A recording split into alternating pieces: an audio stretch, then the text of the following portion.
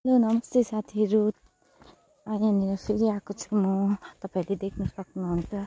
तपाईलाई देखेर पनि थाहा भयो होला म चाहिँ आज यहाँनिर सिस्नु टिप्दैछु हैन साथीहरू।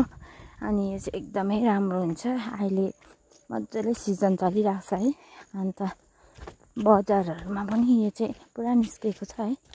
बजारमा त अब महँगो पर्छ, 80 रुपैयाँ बिटा अन्त 50 रुपैयाँ बिटा पर्छ रे। अनि यो चाहिँ हरियो मकैहरू हेर्नुस् न, यहाँनिर मकैहरू छ अब दिनमा फल्छ है। अन्त यो चाहिँ सिस्नु हो। अन्त यो सिस्नु चाहिँ एउटा दबाईको रूपमा पनि खाँदा हुन्छ है। यो चाहिँ मार्गीहरू लाग्दाखेरि एकदमै ठिक हुन्छ। यसले चाहिँ मार्गीहरू, यो चाहिँ घरमै फलेको सिस्नु हो है। बारीमै हेर्नु सक्नुहुन्छ तपाईले हैन।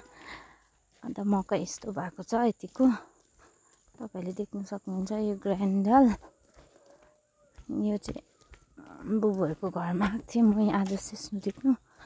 यहाँनिर देख्न सक्नुहुन्छ तपाईले, एकदमै राम्रो हो यो चाहिँ सिस्नु चाहिँ। मार्गी, रुगा मार्गीहरूलाई चाहिँ यो सिस्नु खायो भने चाहिँ जाती हुन्छ। अन्त दाल पनि यसको एकदमै हेल्दी हुन्छ है साथीहरू। तपाईहरुले पनि खान सक्नुहुन्छ सिजनको सिस्नु टिपेर है अहिले। अनि फेरि भेटौँला साथीहरू।